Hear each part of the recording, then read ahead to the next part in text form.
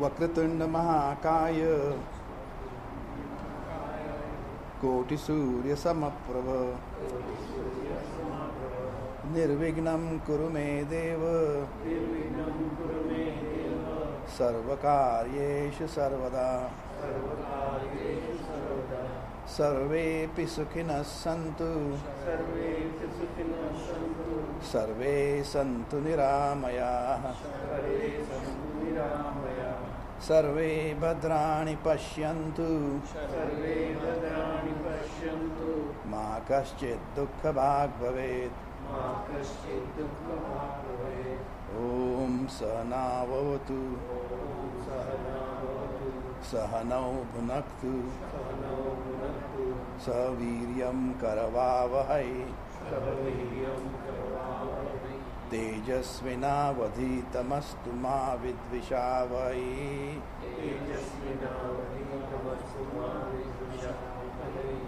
ॐ शान्ति शान्ति शान्तिः।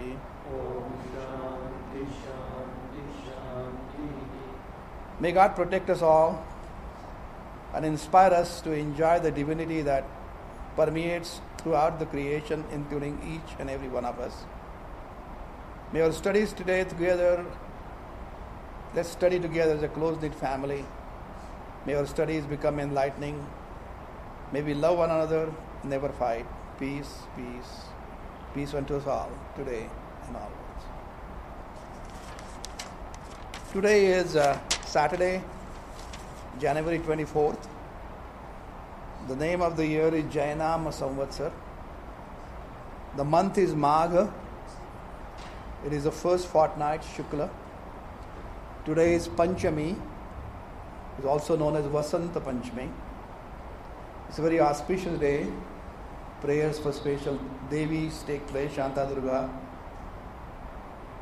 On Monday is Ratha Saptami. Also the Ganarajya Din or Commonwealth Day for us, Republic Day. On Tuesday is Bhishma Ashtami. On Friday, January 30th, is Mahatma Gandhi's Punya Tithi. On Saturday, 31st, is Bhishma Dwadashi, the day Bhishma took the final journey. If you want to keep the note, we are entering very auspicious time period, 24, 25, 26, 27, 29. Also February 1, 2, 4, 7 are very, very good days. And those who want to remember the last week, on 23rd, yesterday, was the birthday of Netaji Subhash Chandra Bose. If you remember, I had planned to discuss about Hinduism last time, and I start about 3-4 lecture series on that. But I had to change the title of the presentation because of the recent challenging circumstances that we had to face in our family.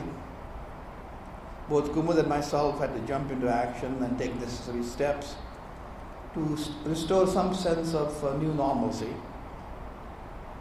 And that's why the presentation over the next 3 to 4 sessions would be having a slightly different approach, but as yet would reach the same desired destination. Over the last 35, 36 years, we have discussed basic concepts of Hinduism many times over in this hour. We are aware that the word Hindu came about because of mispronunciation of the Persian neighbors who visited us in the 5th, 6th century BC, where they mispronounced Sindhu as Hindu. When they came, they were enamored with our forefathers who had established an outstanding civilization, outstanding community, which was materially prosperous, spiritually enlightened. And it was so because of spiritually enlightened people were the integral part of the society at that particular time. That society was functioning in perfect harmony. Everyone had a selected profession of their own, but everybody's work was recognized as worthwhile. No one was superior, no one was inferior. And nearby was a university called Takshashila, where the people who were attending that university came from several countries around the world, including China on the east and Greece and Phoenicia on the west. In addition, of course, many people from Indian subcontinent. There are 68 different subjects that were taught in that university. And included in those subjects were Vedas, Sanskrit language, grammar, philosophy, medicine, surgery, Ayurveda, politics, astronomy, accounting, commerce, economics, astrology, documentation, occult, music, dance, 18 different kinds of Shilpa Vidya, skill sets, mathematics, geometry, and metallurgy, just to mention a few. There are scholars at that particular place. To remember their names, there was Chanakya, who taught economics and politics. Kautilya taught politics.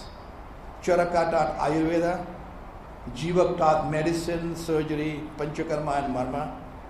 Panni taught Sanskrit grammar. Vishnu Sharma, who wrote the Panchadatra stories, was teaching ethics and more morals. Sushrita was doing surgery at that time, which included plastic surgery. I've emphasized in the past, but our Sanskrit language is so rich a language pursued by NASA for the computer use that they do, that even a mispronounced word like Hindu can have a meaningful explanation. How so? If we create two words, him and do, according to the law of Sanskrit grammar, becomes Hindu. How so? Him is ma, is anunasik.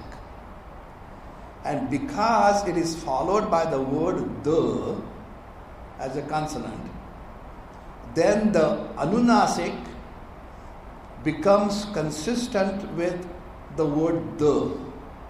The is dantya varna. So word for that the, na. So ma becomes na. So Hindu becomes Hindu. So that is how the word Hindu came about, even though it is mispronounced. But what does Hindu means if you use that term, Hindu? What it means is, it means an individual, Andy. It means an individual who dislikes untruth or unreal and instead seeks truth or real and strives to uphold it. Amazing, a mispronounced word of Hindu from original word Sindhu has such a powerful meaning behind it. A person who tries to strive to find what is real and upholds it. That Sat, real, again comes up used in Brihad Aranyaka Upanishad, where Yajnavalkya says, Asato ma sat gamaya, tamaso ma jyotir gamaya. And don't worry, don't write anything. If you give me the email, I'll send you my lecture notes completely. So just concentrate. Asato ma sat gamaya, tamaso ma jyotir gamaya, mrutyor ma amrutam gamaya. Om Shanti, Shanti, Shanti. How do you translate it in English? Of course, everybody knows that, especially Andy who just walked in. But for the benefit of other people who don't understand Sanskrit, I'll translate it.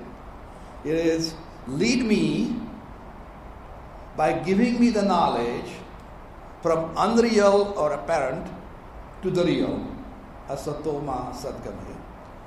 Lead me from darkness of ignorance to the light of knowledge or enlightenment.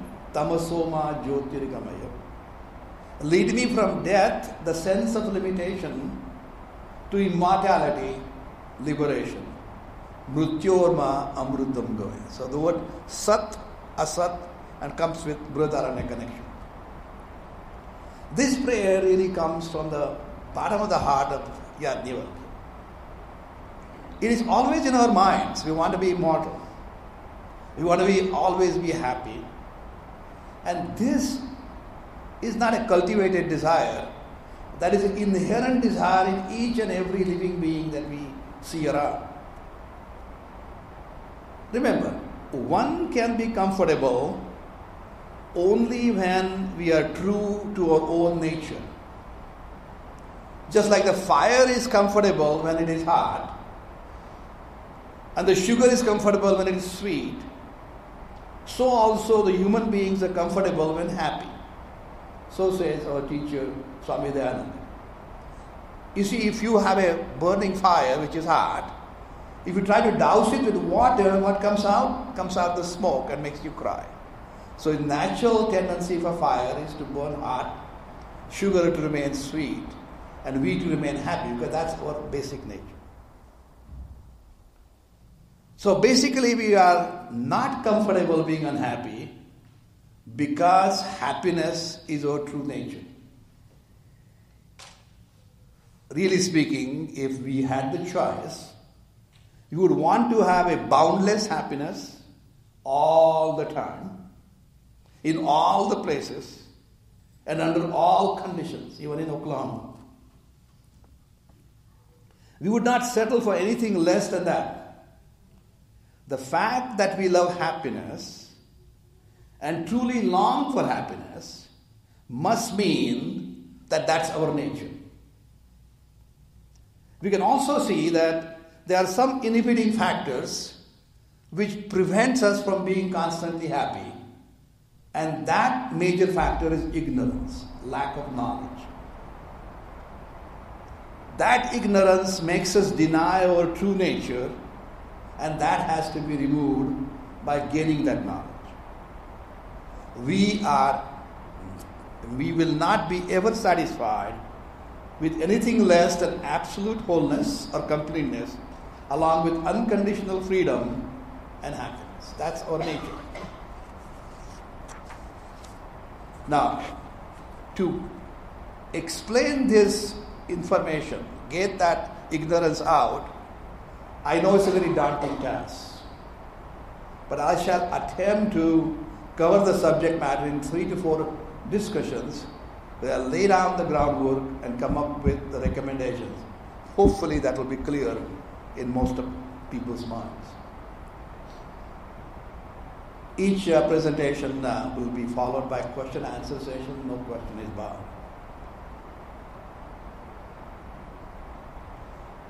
Now, why did I start discussing Takshashila and our community in the 5th, 6th century in the northwest part of India in the first place? And actually, by the way, that Takshashila is only 34 kilometers little northwest of Rawalpindi in Pakistan, West Punjab, in case Dicky certainly knows that. The reason I mention that community is to emphasize that community was blessed with enlightened people who were responsible for me keeping the people happy, contented all the time. So that's the key. Now, many of the people who lived in that community and their disciples, when those disciples got enlightened, went on to write the Upanishads, what we call Vedanta. Now, Mundaka Upanishad says, Kasminnu Bhagavo Vidnyate Sarvam Idam Vidnyatam Bhavati. It says, O revered sir, what is that? Knowing which everything becomes known. By knowing this thing, everything becomes known. Literal meaning of Vedanta is Vedanam Antaha Vedanta. That means end of Vedas. Got Samhita, Brahmanas, Aranyaka and Upanishad. There are 4 different parts of Vedas. It represents the knowledge and most importantly the vision, which is masterfully and beautifully summarized by Lord Sri Krishna in Bhagavad Gita for Prince Arjuna. and really speaking for all of us. Arjuna is just the person who is presented at that particular time. So perfect way of living as a Hindu, and for that matter living being, is to gain that wisdom and to apply that in our daily life. It is the universal vision of life. It is a clear vision of the truth that is universally acceptable, universally applicable as well. It is the most relevant knowledge in our human life, but that's very important that to learn. As a matter of fact, Narada, the celestial, he's a multiple frequent flyer Mars going from place to place, always singing beautiful devotional songs, but he was still not happy. Finally, he was advised to go and see Sanat Kumar, who was an enlightened individual of his times. And when he met Sanat Kumar said, "Okay, you're welcome, but tell me what you have learned." And of course, at that time, Narada's ego went through the roof, and he rattled out 35, 36 different subjects that he had mastered in his life. And he wanted a special kind of a recognition and kudo from Sanat Kumar. And at that time, Sanat Kumar said, "You know what? In really, you have missed the most important knowledge that you need to know. Everything else is not that important. I'm glad you came here. Now I'll teach you what really you need to know. Because once you know that, everything else becomes automatically known. And that is to get that Vedantic knowledge. Most importantly, knowledge sounds crazy, but to me, Vedantic vision. It gives you the idea to look at the things as they are. And that vision is what I'm talking about. Knowledge becomes, you can read the piece of paper. But you have to become that vision, because it becomes your second nature, becomes assimilated. It automatically projects through your every thought, every word, and every action that you perform. When I mention thoughts, words, and actions, the next statement is life is a series of actions. Life means you are sentient. Life, that means you are active. Shri Krishna says, "Nahi kaschit kshanamapi jatu tishthatya karmakrut." Action cannot be avoided by anyone at any time. Even if you are fast asleep, thank God our heart still beats and we still breathe. Autonomic nervous system is still working, so you cannot stay idle. If you want to translate that Sanskrit word, verily none can ever remain even for a minute, kaschit kshanamapi, without performing an action. Why? The very next line he answered, everyone is made to act helplessly indeed by the qualities born out of one's own nature. Qualities are gunas. Karyate havasya karma sarva prakriti jair gunai. You see, you cannot stop even for a moment without any action, and your action is based upon the inherent qualities that you have. That's the way you're going to keep on working. That is in case, it is the 5th verse of the 3rd chapter. Again, those actions may be physical, mental, and intellectual levels. The actions can be voluntary or involuntary. But everyone must act according to the qualities with which we are born, gunas, which are inherent in that individual.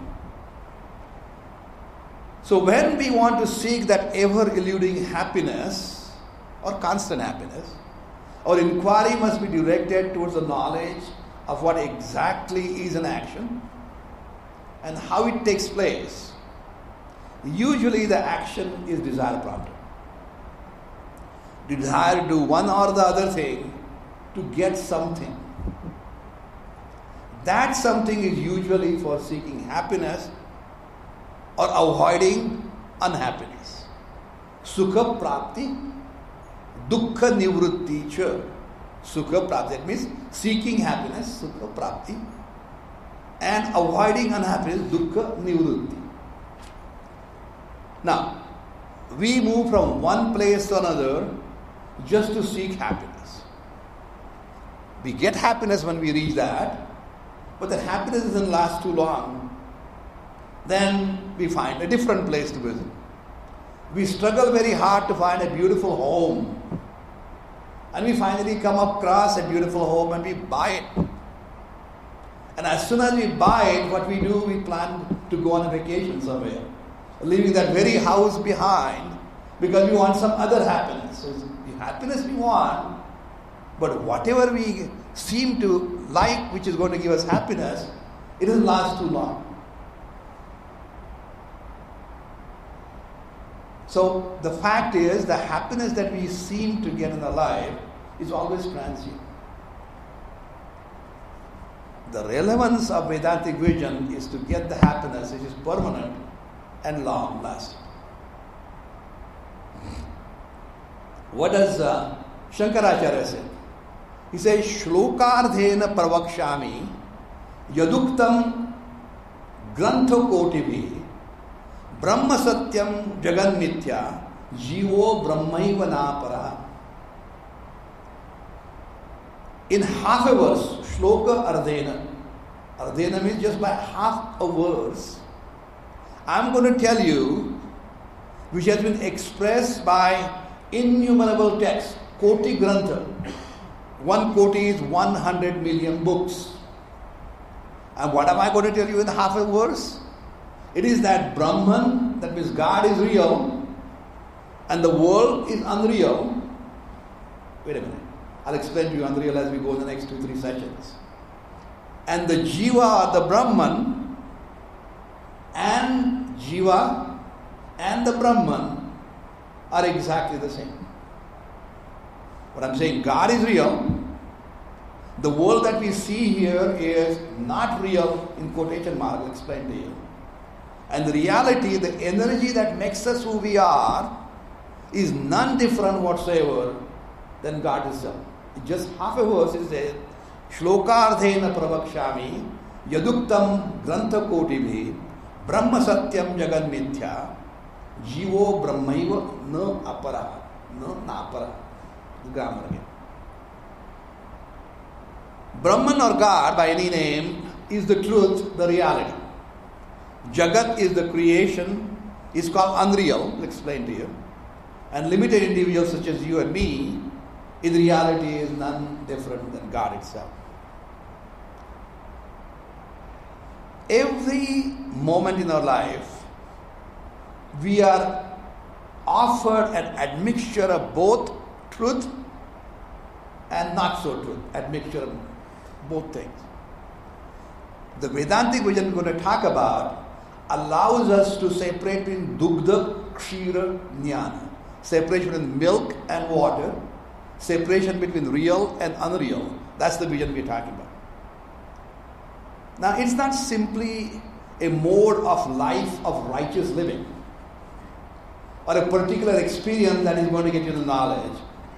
But one needs to really master that vision, which in reality is an integral part of the major goals of we being born as human beings.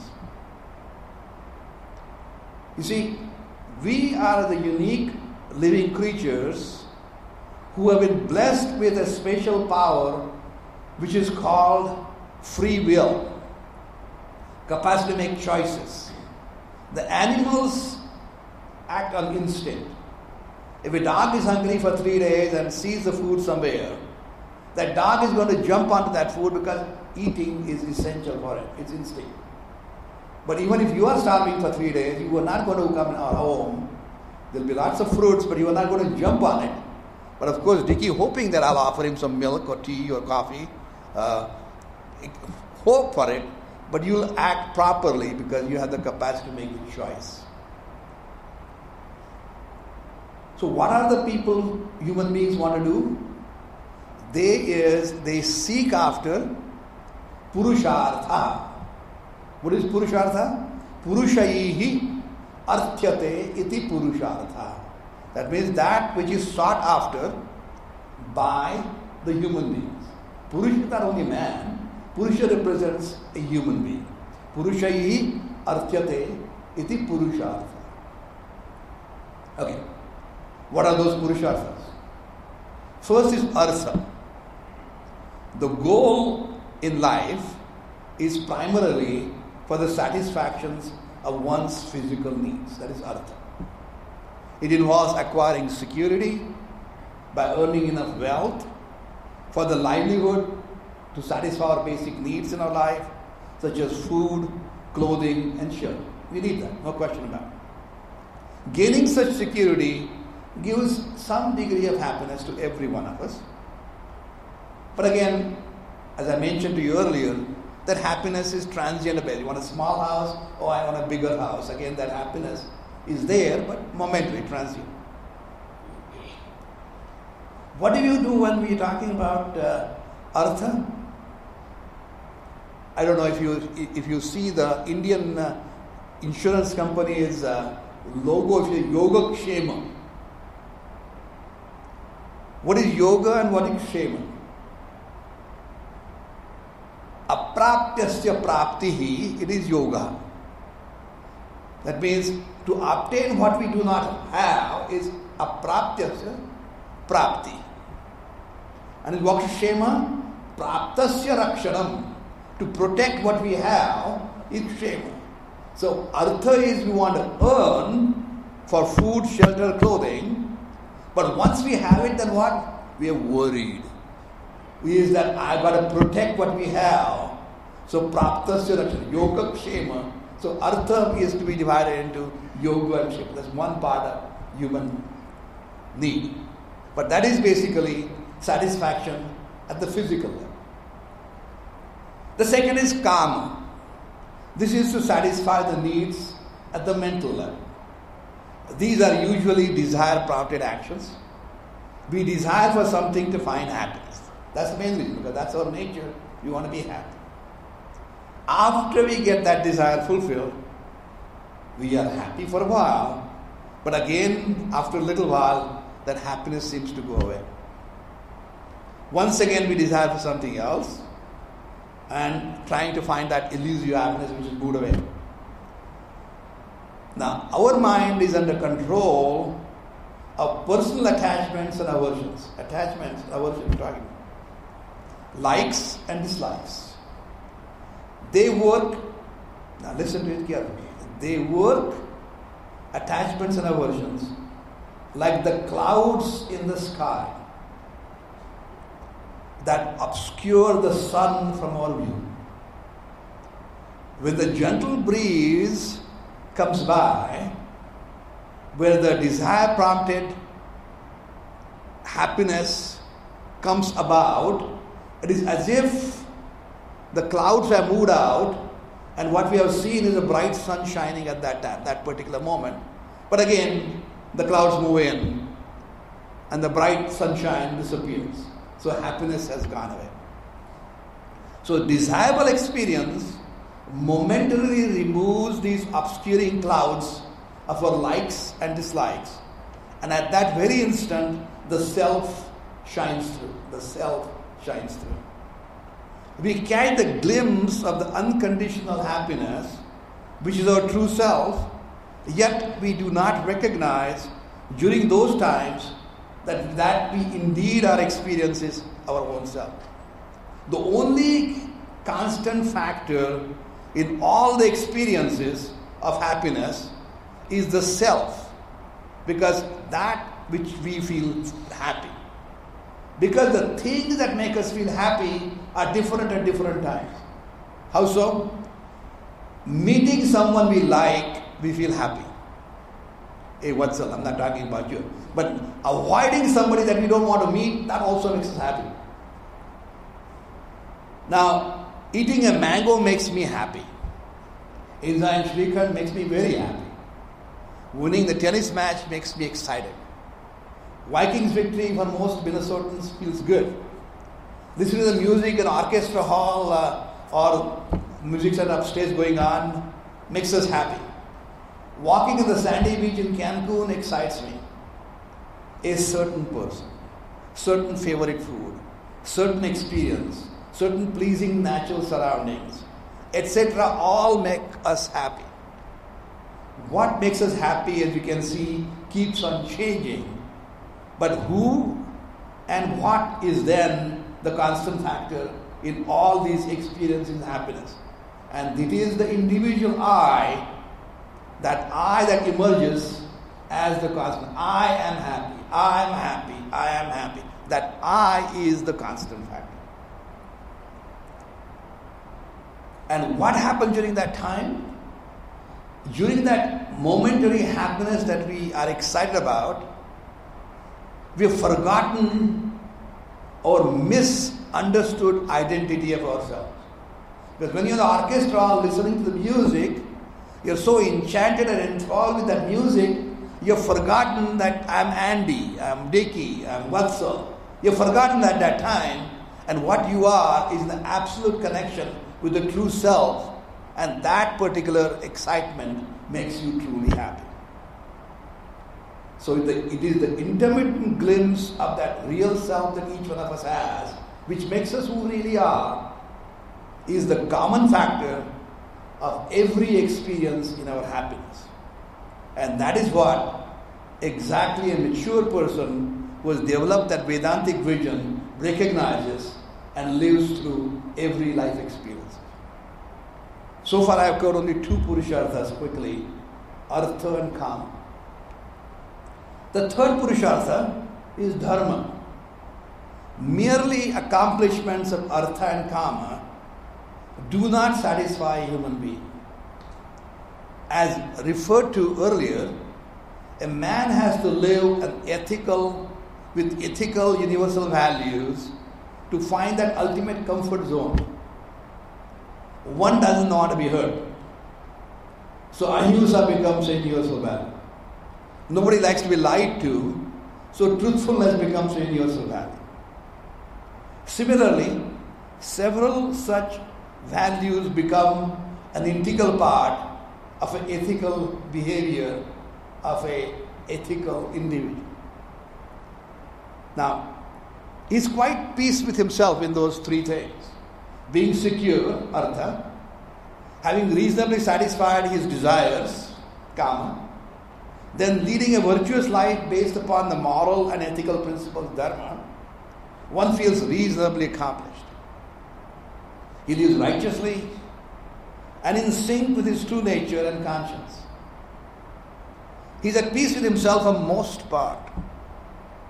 Despite all these accomplishments, he still desires for something more. To reach that state of constant happiness. So he has basically got Artha, Kama, he is living righteous life, Dharma, but he still wants something more. Till the time, in order to achieve the first three, Artha, Kama and Dharma, there was no need for God. However, to reach that state of limitless happiness in perpetuity, for such an individual, Brahman is absolutely essential. Otherwise, people can live typical Charvaka's description, typical American vision. Yavat jive sukham jivet, runam krutva ghritam pivet. That means, in Sanskrit description, as long as you are living, live lavishly. Even if you don't have money, take the loan, but don't forget to eat real pure ghee, ghritam pivet. Typical American motto, as long as a man lives, may he live happily. If necessary, borrow the money, but do not forget to self-indulge in an extreme extent, like borrowing money to live on a high heart. Remember? Beg, borrow or steal, but make merry. The typical way of doing it. An individual with such a successful life, everybody from outside saying that he is very successful. My God, I wish I was in that place. In the eyes of the society, he is very, very successful. Still goes through the episodes of transient happiness and agony, and his mind, he feels that he still lacks something and still wanting some more. It is such an unhappy state of mind exactly when Prince Arjuna addressed Lord Sri Krishna. He said, 8th verse of the 2nd chapter, Nahi prapashyami mamanapadya yachhokamuchoshanam indriyanam avapya bhuma va sampanna samudram rajyam suranam apichadipatyam. I really do not see what will remove this sorrow that dries up my senses. Even if I were to obtain an unrivaled and prosperous kingdom, Rajyam Suranam, on earth and sovereignty over the gods, Suranam Api, even then I can't find the happiness. I want to end this very seeking. I want a situation where I do not need anything more. I've been a beggar all through my life, he says Sri Krishna. More begging for money, begging for joy, begging for power, and so on and so forth. But I do not seem to be satisfied. I want to eradicate this beggar in me. So please teach me. That's what he is asking Sri Krishna. What Arjuna is speaking here is for each and every one of the persons sitting in this room. Each one of us hold that bottomless begging bowl in our hands. Everyone wants happiness that is not limited by time, place, or situation. We want happiness all the time. We want happiness in all locations. We want happiness under all circumstances. That limitless happiness is Brahman. It means unqualified big. Brahman words comes from a word Sanskrit root bruh. Bruh means to grow, meaning to grow. Bruh creates Brahman, one which grows limitless, Brahman. And this brings us to the 4th Purushartha, the most important goal of human life. With the capacity of making choices, it is essential that we go and seek after the 4th one, the basically finding out God and coming to live it, because we are no different than that. And this is the attainment of the limitless happiness, ever remaining free from compulsion of any more desire, ever free from any sense of unhappiness, wanting or limitation.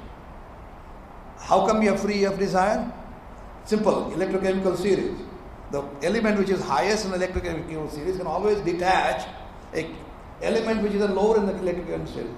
Once you attach to Brahman, what else is going to get attached to it? So that is the ultimate chemical element you can have. Attached to that, everything else disappears.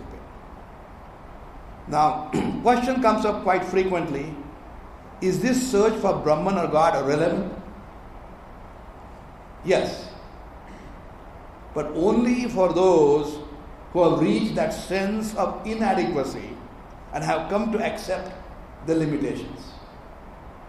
Now, if you see Marathi, Umbaratale Jantu, you see, once, if you see in not so evolved living beings, they are quite happy in what they are doing.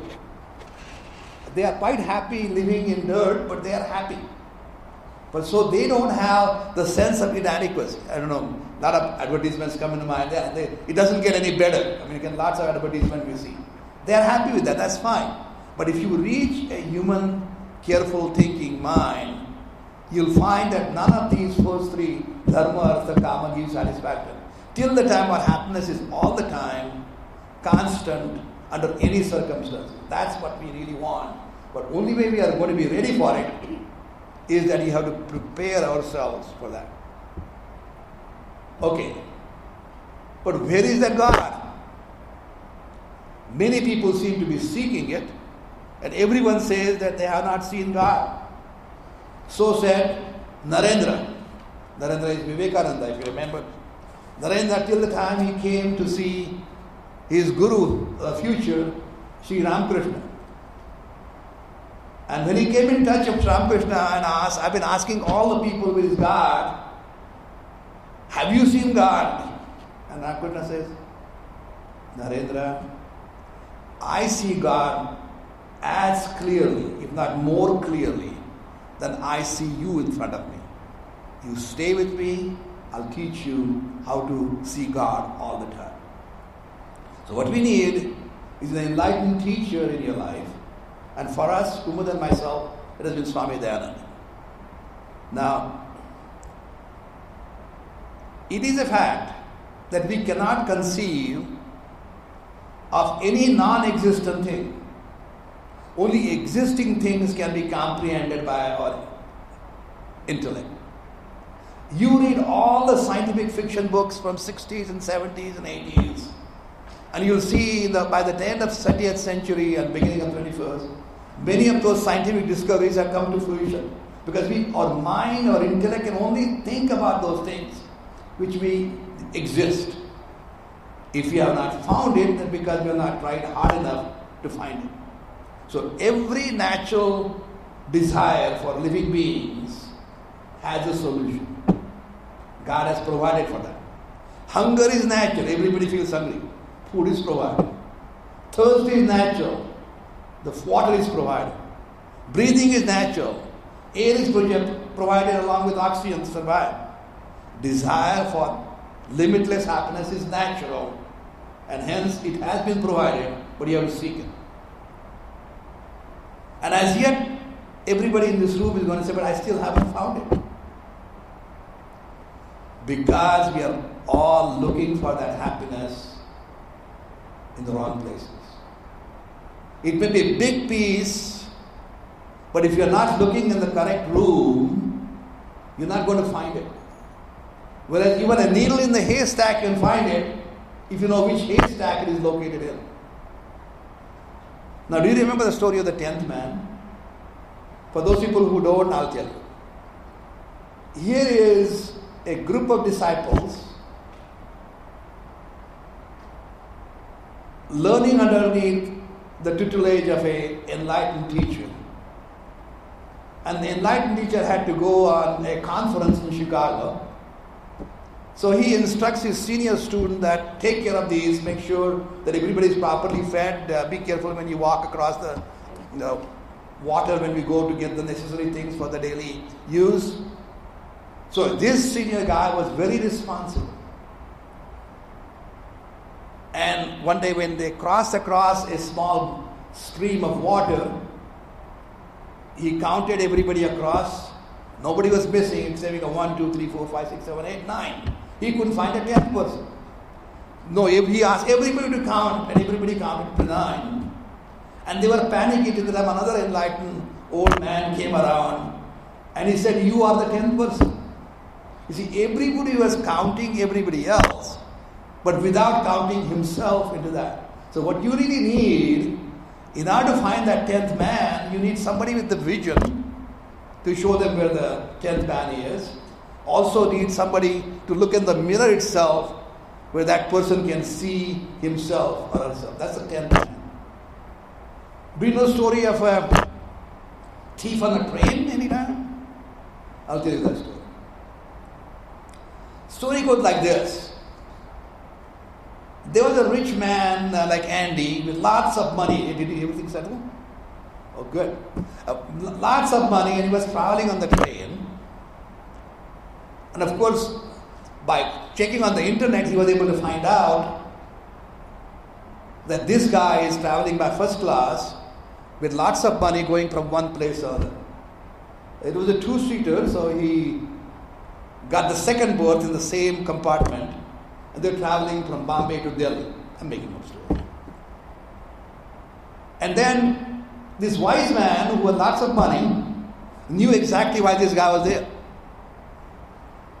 So what he does, he takes his wallet out, counts lots of money, and then puts in his purse, puts underneath his pillow, and acts as if he's going to sleep. The thief says, got it now. So he goes to the bathroom, freshens himself up. And by the time he comes back, the rich old man is fast asleep. And this thief searches his bag, his carry-on, and that person's pillow. Couldn't find the money anywhere. He finally gave up. By the time he went to sleep, I don't know where he has hidden the money, but I can't find it. I searched everywhere. Next day morning when he gets up, this thief, he finds a rich man counting that money again. And that thief finally bowed down to him and said, please tell me, how the heck did you get away by hiding that money when I searched all over in your things and I couldn't find the money? He said, simple. I hid the money underneath your pillow. Because I knew you'll be looking for money. But the place you are not going to look is underneath your own pillow, because you know that's not where I'm going to keep the money. So what I'm emphasizing is we are looking for elusive happiness in all the wrong places. It is located right within us. Just the way we search all the houses looking for glasses, and he always loses his glasses. But they're all stuck on his forehead. We are looking all over, but we don't realize they are with you all the time. Again, as I mentioned to you earlier, you need somebody, a person with vision to tell you where they are. Or you look in the mirror and you can see where they are. So where is Kaivalya Upanishad says, Parena nakam nihitam guhayam bibhrataje yadyatayo vishanti. Higher than heaven, Parena nakam. Seated in the cave of the heart, nihitam guhayam. It shines which the seekers attain. Bibhrajati, shines. Yat yo vishanti. Those who are looking for those. In Gita 61st verse, 18th chapter says, Ishvara sarva bhutanam vruddeshe arjuna tishtati. God stays in the very hearts of the living beings. Hey Arjuna. That's what in the 9th chapter Shri Krishna says. Raja Vidya Raja Guhyam Pavitram Idam Uchyate.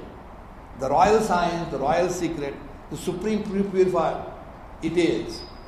Raja Vidya Raja Guhyam Pavitram Idam Uchyate. Idam Uttam. Thus we return back to the original question. Adorable Sir, what is that thing which, having been known, all the rest of it becomes known? Kasmin no bhagavo vidnyate sarvam idam vidnyatam bhavati. Mundaka Upanishad question. What is it that Sanat Kumar had to teach Narada, despite all the degrees that he had from Stanford and Johns Hopkins? You still need to gain that knowledge which is Sanat Kumar was teaching. Once you get that knowledge, there are no more quests in the life anymore. There are no more desires left. One is happy all the time, at all places, under all circumstances. Denying the existence of God would be saying that what I'm searching for does not exist. Just look at the river.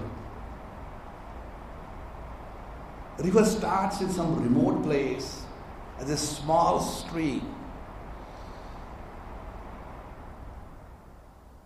Then it gathers a few streams on the way to get even bigger. That river with that intense desire and yearning, coupled with faith, continues her course towards meeting the goal of reaching the ocean that she has never met before. On the way she encounters innumerable obstructions, diversions, but still navigates through all of them till she reaches the ocean through her intense patience and perseverance.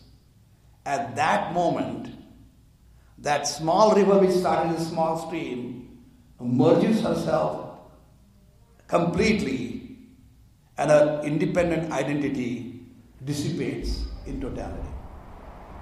That's exactly where we are all today. Starting as a human being, we must gain that knowledge step by step. We must maintain Shraddha, I am sorry. There is no English translation for Shraddha at all. Faith is a very poor translation. But how will I translate Shraddha in as much clarity as I can? You can translate it as absolute confidence, utmost sincerity to pursue the goal, intense longing to reach that goal, and positive outlook towards reaching that goal. That is Shraddha. We must maintain that intense form of Shraddha that will indeed realize that Brahman or God. No question about it. If we maintain our personal drive and stay on course with patience and perseverance, exactly that river I was talking about earlier, we each and every one of us will. Over the period of time, when that connection does materialize, and that will, I can personally assure you from the experience, that indeed does happen. Sri Ramakrishna's salt doll will indeed disappear instantly in the ocean, never to be found again or ever separated from that ocean. I'm going to stop right this end. Do you know about the story about Ramakrishna's salt doll? He used that story all the time, and he would say, Salt doll wanted to find out the depth of the ocean and walks slowly to the ocean shore, and as soon as it touches the water of the ocean, it dissolved, it disappeared, became one with the ocean. So that's the example I'm talking about. Once you realize the Brahman, you get that vision, you don't see anything different. Your vision changes completely. I'll stop at this time and ask for questions, comments.